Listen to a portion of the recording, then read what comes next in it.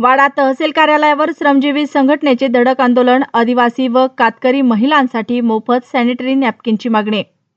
आदिवासी व कातकरी समाजातील महिलांच्या आरोग्याचा प्रश्न गंभीर बनत चालला असून या पार्श्वभूमीवर श्रमजीवी संघटनेच्या वतीने वाडा तहसील कार्यालयावर निवेदन देत रेशन दुकानामार्फत मोफत सॅनिटरी नॅपकिन उपलब्ध करून देण्याची मागणी करण्यात आली।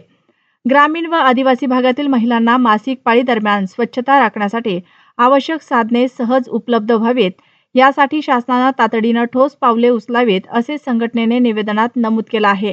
वाडा तालुक्यातील अनेक गरीब आदिवासी व कातकरी समाजातील महिला रोजंदारीवर काम करून आपला उदरनिर्वाह करतात, मात्र आर्थिक परिस्थिती अत्यंत हालाकीची असल्यामुळे मासिक पाळी दरम्यान सॅनिटरी नॅपकिन खरेदी करणे अनेक महिलांना शक्य होत नाही।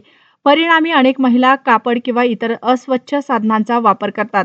यामुळे संसर्गजन्य आजार, त्वचारोग तसेच महिलांच्या आरोग्याशी संबंधित विविध गंभीर समस्या उद्भवण्याचा धोका वाढत असल्याची चिंता संघटनेने व्यक्त केली आहे।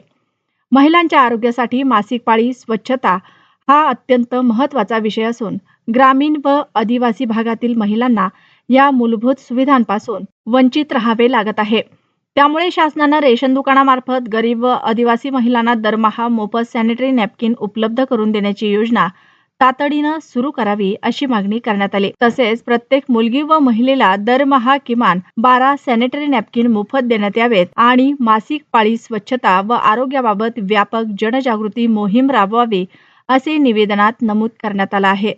यावेळी संघटनेचे उपाध्यक्ष लक्ष्मण सवर, संघटक सचिव सीता घाटाळ, जिल्हा उपाध्यक्ष वसंत पवार, तालुका अध्यक्ष भरत जाधव, तालुका सचिव सूरज दळवी, तालुका महिला ठिणगी प्रमुख सुगंधा विघ्ने, उपप्रमुख मीरा टोकरे, महिला सचिव सिंधू पवार, तालुका उपाध्यक्ष सुजाता पारधी, बाळू लहांगे, आदेश वाघ, देवेंद्र वाघ तसेच इतर कार्यकर्ते उपस्थित होते।